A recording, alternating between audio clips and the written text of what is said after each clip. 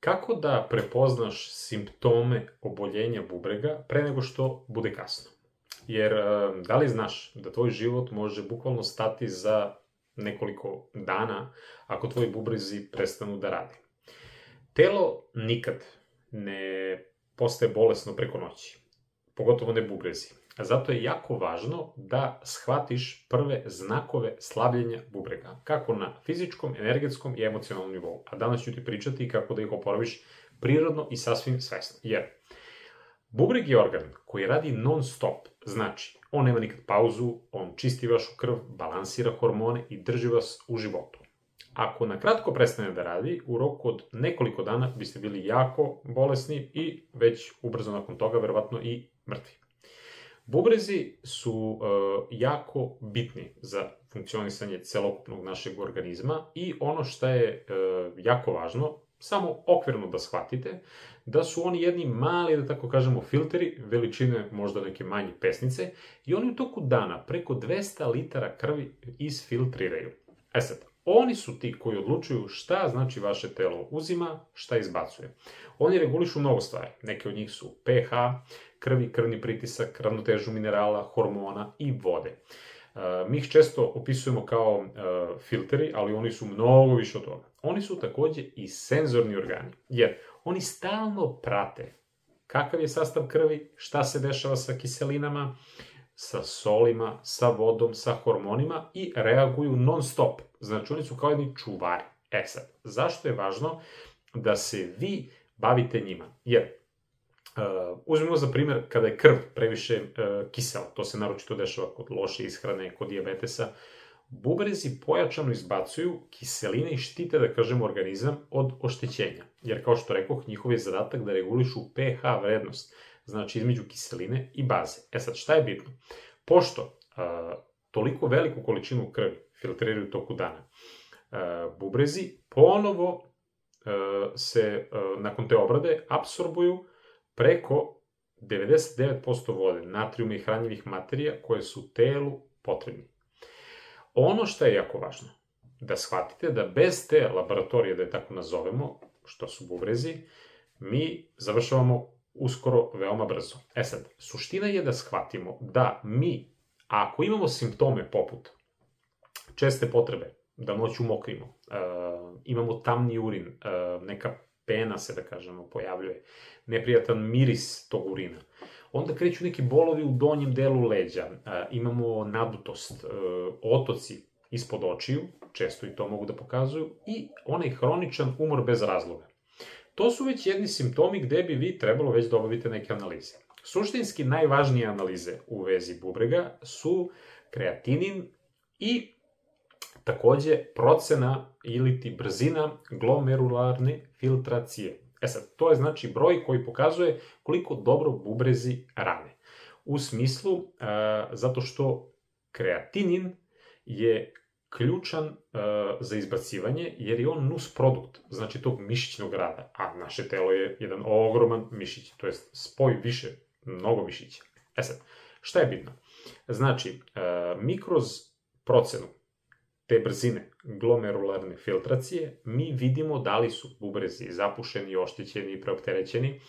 Sad, normalne vrednosti su oko 90 možda mililitra po minutu, ali već ispod 60 su problemi. I sad, neki lekari malo ispuštaju tu granicu, to je sad već onako za diskusiju drugu, ali ako već čekate da se simptomi pojave, potencijalno je već kasno. Zato je važno da shvatite koje su faze. Postoje faze jednostavno bolesti bubrega. Znači, kada je filtracija normalna u početku, ali postoji neko blago oštećenje. Možda je to neka infekcija, neka bakterija, povišen šećer, pritisak. Nema simptoma, ali testovi mogu da pokažu te promene u urinu. Već, znači, trebamo da krenemo sa promenom našeg života. Sad, kad imamo blago smanjenje filtracije, negde otprilike možda između 60 i 90 ml po minutu, i dalje mi nemamo simptome, ali već bubrezi rade pod opterećenjem. Znači, već ulazimo u opasnu fazu. Kada filtracija padne na tipa 30 do negde 60 ml po minutu, već se tu povećava, da kažemo, pritisak, dolazi do umora, do anemije, do otoka, do tih edema, bolova u leđima, problema sa kostima. 4. faza je već jako ozbiljna. Znači, tu je već jako smanjen protok, 15 do 30 nekih mililitara, i telo već se muči da izbalansira tečnost i elektrolite. Znači, tu su simptomi teži, ove koje sam već pomenuo, javljaju se već i mučnine, gubitak apetita, problemi sa kožom, svašta nešto, i 5. je ta terminalna faza, znači gotovo bubrezi već prestaju da rade. Onda kreće nakupljanje tečnosti u plućima, gušenje, nesanica, miris amonijaka iz usta, grčevi u mišićima, i život zavisi ili dijaliza ili transplantacija, i to je to. E sad, jedan od velikih pokazatelja šta se dešava sa bubrezima je insulinska rezistencija, koja je danas mogu da kažem slobodno, iako to nije ta forma, ali kao epidemiji. Zašto? Zato što je to korak ka dijabetesu tipa 2. A on je jedan od vodećih uzroka otkazivanja bubrega. Jer dijabetes razara bubrege, ako tako mogu da kažem, zato što on uništava bukvalno te one najsitnije krvne sudove. I zbog toga dijabetes je najčešći uzrok i slepila, i amputacija, i bolesti nerava. Jer bubrezi su toliko ispunjeni tim sićušnim kapilarima, i onda kada, da kažem, šećer konstantno u krvi raste, ti kapilari se oštećuju i postaju krti i propustljivi, i onda dođe do trajnog oštećenja i taj deo, da kažem, prestaje da funkcioniše kao što bi trebalo. Kako da ojačate i regenerišete bubrege? Znači, pod broj 1, voda. Znači, voda mora biti kvalitetna. I ne trebate, da kažem, da konzumirate odjednom previše količinu vode. Već u laganim gutljajima rasporedite to. Najvažnije je da budete hidrirani, a ne da preopteretite organizam. Napijete se mnogo steženi, napijete se odjednom puno vode, osetite onu težinu u stomaku koliko sam popio vode. Zatim, veoma važno i suštinski, pored vode, jeste ishrana. Zato što ako konzumirate rafinisane šećere, alkohol, gazirana pića, industrijsku hranu, vi time toliko mnogo opterećujete bubrege, da je samo pitanje vremena kada će se nešto desiti. S druge strane, hrana koja leči, celer, peršun, borovnice, onda imamo lubenice, beli luk, đumbir, kurkuma, mnogo toga možete uraditi za svoje bubrege u kratkom vremenskom roku, ako promenite ishranu kako treba. Sledeća stavka je takođe jako važna, a to je da smanjite stres i unutrašnju napetost. Praktikujte vežbe disanja, meditacije. Ja uvek kažem, molite se. Uzmite pravoslavni molitvenik.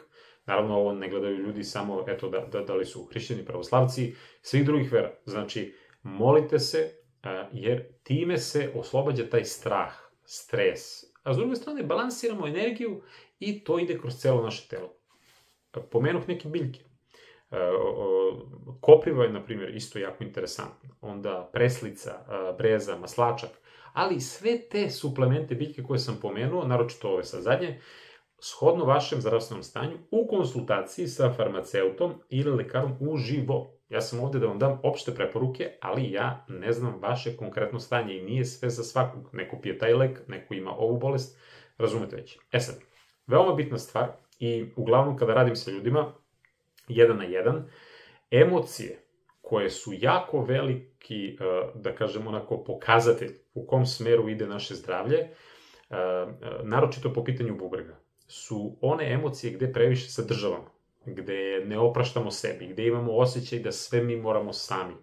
Jer ako smo previše opterećeni odgovornošću, kako svojom, tako i tuđom, i tuđim emocijama, bubrezi to jako teško trpe.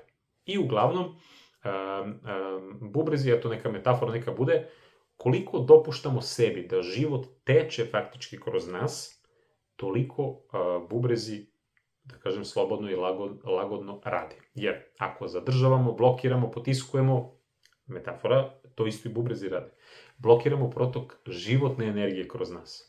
Kao što kada mi kroz različite energotretmane koje radim sa klijentima, tačno se vidi kada radimo energotretman gde je blokada i gde je potencijalno problem. Kako da zaštitite, znači, bubrege? Šta da radite u smislu prevencije? Jer ja uvek pričam, da kažem, dosta ljudi se oglušuje o to. Znači, mi moramo da se trudimo pre nego što se pokaže i prvi taj neki simptom i tako nešto. Broj 1. Kontrolišite šećer u krvi. kao što sam rekao, izbacujete sve van. Kontrolišite unos soli. Većina ljudi, naročito ovde kod nas, previše jedu slano. Rekao sam, pijte vodu, ali ne preterujte. Zatim, izbegavamo gazirane i alkoholne napitke, pazimo na lekove. Vi često neke lekove koji nisu neophodni možete da smanjite. Jer uvek možete da pročitate šta se sadrži, da kažem, u onom sažetku, ali brufen, ibuprofen, diklofen i slični lekovi, naročito je to za bolove, oni jednostavno moraju da imaju jedan nus produkt i da prođe to sve kroz filtriranje, bubrezi, jetra, želudac, sve to pomalo strada. Zato, kažem, lekovi koji su obavezni ponekad, to je druga stvar. Onda gledamo odnos koliko moramo da spasemo i šta ćemo da oštetimo. Ali ponekad ljudi previše lako posegnu za tim rešenjem u smislu smanjenja nekih bolova koji nisu ni jaki i možda prolaznog tipa. Bacite se malo na prirodu. Izučavanje kako prirodno možete nešto da rešite, energetski. Ne kažem da treba da prestanete da pijete taman posla. Konsultujte se, uvijek ponavljam, sa vašim lekarom ili farmaceutom. Ali, znači, trudite se uz svu ovu hranu koju sam pomenuo, da i, na primjer, riba je jako dobra zbog omega-3 masne kiseline, sad mi je ono palo na pamet, proveravajte, suština je da proveravate redovno te parametre, bubrežne parametre, tako kažem, znači urea, kreatinin, onda koliko imate mikroalbumina u urinu, kao što rekoh, glomerularnu filtraciju, kakav je tu broj, barem jednogodišnje. Sa druge strane, emocije, već sam pomenuo, mnogo je važno i kroz kinesku, da kažem, tradicionalnu medicinu, bubrezi se pominju kao središte životne energije u smislu Ying energije i oni čuvaju tu našu prirodnu snagu, vitalnost, volju za životom. E sad, šta je interesantno? Kada već krenu ovi simptomi, kada se već, da kažem, i kreću problemi, javljaju se i pojačavaju se strah, nesigurnost, sumnja u sebe i, da kažem, onako, percepcija budućnosti se menja. Ali isto to vi ako radite i dok su bubrezi zdravi, vi utičete na njih.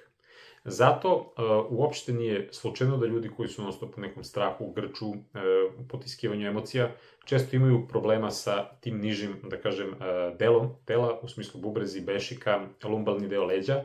I na energetskom nivou bubrezi su kao baterije nekako, da ih tako objasnim. Oni mogu da filtriraju sve, ali ako vi, da kažem, ste u liniji, ste u pravcu. Zato, ako ste non-stop neodlučni, zatrpani nezdravom hranom, puni stresa, vaša energija ne može da se regeneriše kao ni baterija, ako ne stavimo da se puni, nema punjenja baterije. Zato, zastanite malo, očistite sebe i na nivou uma, duha i tela i onda će se mnogo toga rešiti. Jer vibracijski gledano voda, kao element bubrega, je povezana isključivo sa vašim emocijama. Zato svaki put kad zadržite suze, kad progutate nešto što bi hteli nekom da kažete, samo pomislite, vi zadržavate toksičnu energiju koja se taloži u bubrezima, a trebali ste da je izbacite. Zato, plače vam se, plačite. Hoćete nekom nešto da kažete, šta vam je na srcu, kažite.